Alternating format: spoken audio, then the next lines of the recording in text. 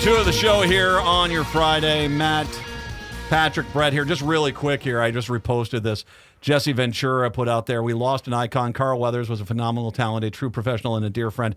Great picture of him and Carl Weathers together on the set of Predator. A great picture of the two of them. Oh, that must be, yeah. You get those two, yeah. God, man. Carl Weathers was great. Did you ever see him in Arrested Development? Oh, that's where I was just going to go, yeah, where he was still trying to give those acting lessons. What are you doing? Getting rid of that bone. Take that home, put some in water. You let it boil for a while. You got to stew.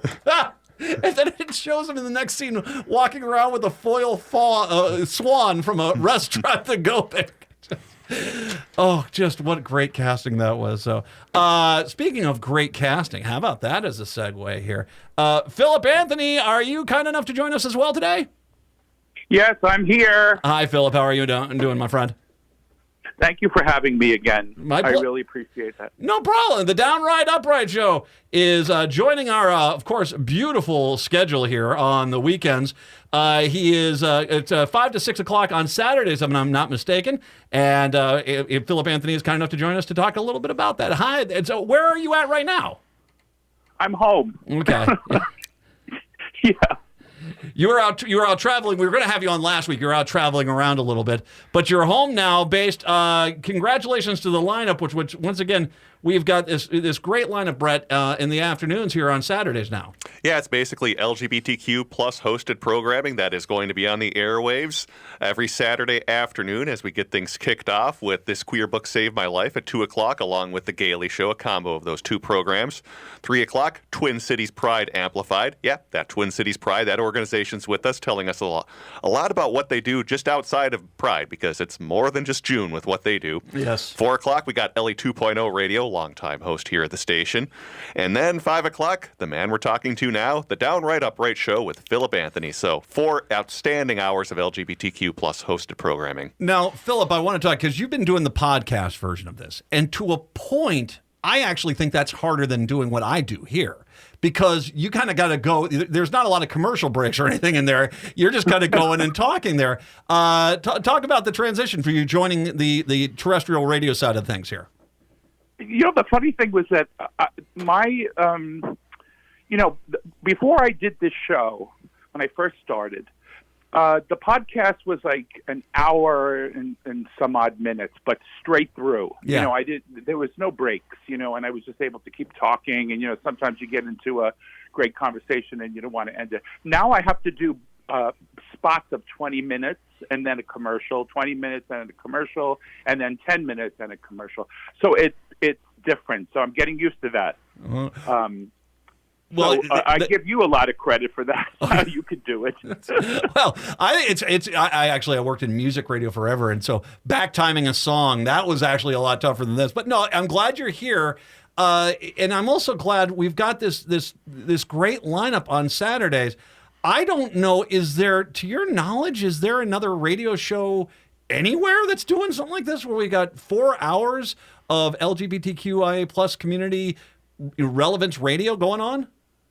No, AM 950. That's it. Wow. And this is, an amazing station, great people, wonderful owner.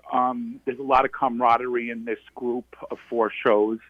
And I'm so happy, honored to be able to close out the block, because if you listen to the shows from 2 o'clock on to the end, one show is talking about books connected to the authors and gay people and LGBTQ people that have read the book and how it saved their life, basically.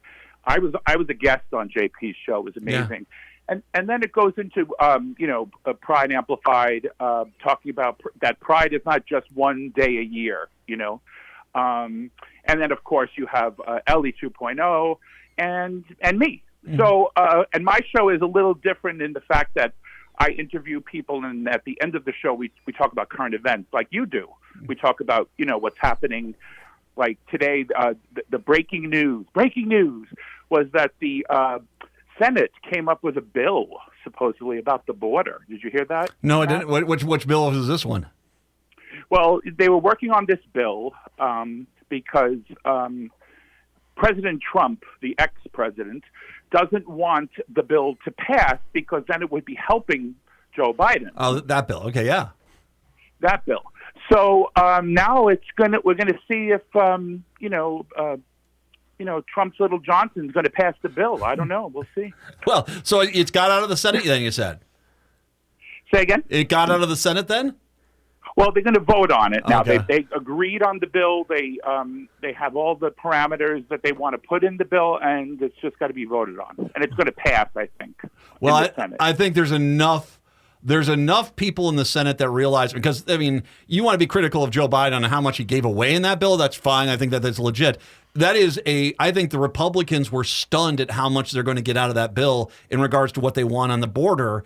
And for the House to shut it down like this, I think it's fantastic. I hope the Senate Republicans rub this House Republicans' face in it, because that would be delicious. It will be. Yes, absolutely. Yeah. So we'll see what happens. Just stay tuned. I don't know what Johnson's going to do about it, because if he doesn't pass it, then it looks like they don't want to secure the border. Well, it's always so funny how the House Speaker thinks that they're much bigger. I get it. In the hierarchy of taking over the presidency, they're number 3. But they really are of the federal government. They're the kid in the corner eating the paste. I mean, it is really just this. McCarthy thought he had a lot more power. Sure, you do there, Kevin. Here's some Elmer's glue. Off you go. So it's kind of one of those things where Johnson, I think, thinks he's got a lot more power, but I think the Senate knows that they've got a lot more power in regards to this, and throwing it back on their feet. If it comes up for a vote in the House, it will pass, just because I just don't think there's enough, borderline Biden district Republicans that want that against them on the vote. Yeah. I mean, because, you got to realize, too, this is the issue they're running on. They have nothing else. The economy is amazing right now. Oh, yeah. The latest job numbers were they were expecting 150,000 new jobs. It was 380 or something. And the inflation is going down. Everything is just getting better, and so they need an issue, and that's why Trump doesn't want the deal to pass, because then what is he going to run on? Nothing. I love Fox News whenever good economic news comes by. And the faces they have, they look like a ketchup bottle seeing Trump coming at them. It's like this, just really disturbed, like, oh, God, more jobs. Oh, guess it's good. All right, fine. Yeah. Well, this election is going to be, really close, because it's going to be basically independents, deciding who the president is, because everybody's in their own corner. And so we have to get the independent vote. And I think abortion, women, suburban women are going to make a big difference in this election. Nope. To win the Republican nomination in any district or any state, what you need to be pro-Trump and anti-abortion to win the nomination or win the primaries. And then if you run on that, especially in the suburbs, you will get destroyed. And so they basically, these candidates set up their own attack ads for them in their primary, and this is the problem that Republicans have. I agree with you wholeheartedly. This election comes down, it's a turnout thing, because as much as you hear these Republicans say, well, I don't know if I could vote for him, they all will. Just plan on every Republican voting for him, because they've just been so brainwashed into not sitting out an election, and they can't vote for a Democrat even though Republicans haven't helped them at all. And so we just got to get the numbers game like we did in 2020.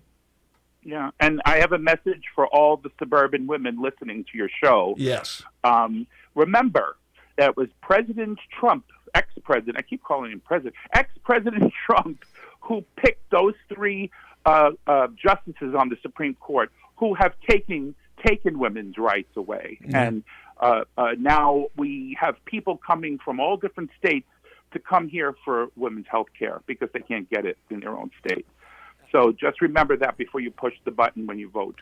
It will take us 20 years to get that court back into some sort of normalcy, And so you have to show up every election.